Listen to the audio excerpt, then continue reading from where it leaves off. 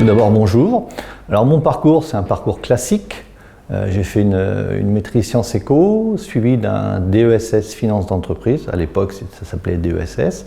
Et après, j'ai commencé mes différentes expériences professionnelles dans à peu près 6 groupes complètement différents, tant au niveau des secteurs que de la taille et du chiffre d'affaires.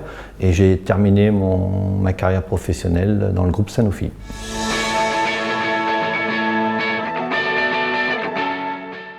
Plein de choses, des relations humaines très enrichissantes, des méthodes de travail différentes suivant le secteur dans lequel on est.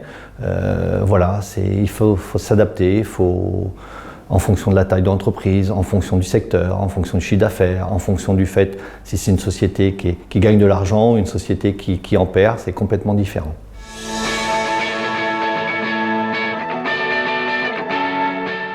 Alors, on ne va pas faire une liste exhaustive, mais à mon avis, les principales, il faut être agile, réagir très très rapidement, faire travailler son équipe, travailler en équipe, très très important. Et une qualité qui est assez importante, mais qu'on peut retrouver dans toutes les fonctions, il faut être honnête intellectuellement quand on travaille sur les marchés financiers.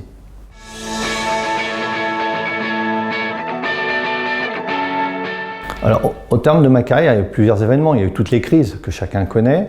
Il y a eu un élément assez important, c'était le passage à l'euro. Ça peut paraître, maintenant ça fait très très longtemps, mais il fallait vraiment s'adapter, changer du franc en termes de gestion, en termes de négociation des masses, passer du franc à l'euro. On avait l'impression qu'on traitait, avant, là où on pouvait traiter, on demandait un prix pour un billet de trésorerie à l'époque, ça s'appelait comme ça, pour 100 millions de francs. Là, on ne le demandait plus pour 6 fois moins. Donc, ça faisait un petit peu quelque chose. Et puis surtout, il fallait que les systèmes soient prêts, soient adaptés, tout ça. Donc, c'était assez intéressant. Et ça s'est fait en une nuit. On passait du franc à l'euro.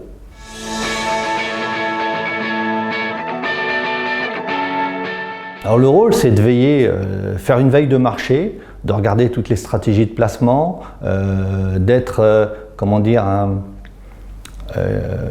un lien de passage entre l'AFTE et les différents adhérents qui travaillent à la commission de placement. Et surtout, quand on prend l'année dernière avec le Covid, il fallait être vraiment présent sur le pont et travailler vraiment avec nos adhérents.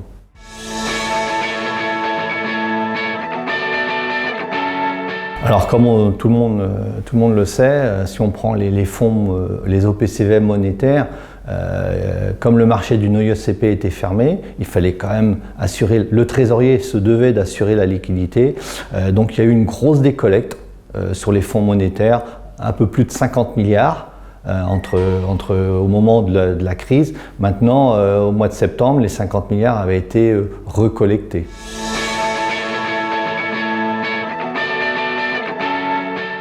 Alors, aller dans les tuyaux. Alors, je préfère plutôt parler des thèmes qui sont en cours. On a le thème des plateformes pour effectuer ces placements.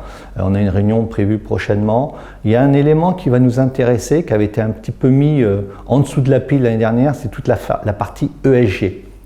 Puisqu'on sait que maintenant, il y a beaucoup de fonds qui commencent à avoir le label, à être stampés ISR, ESG. Donc, c'est quelque chose que l'on va aborder.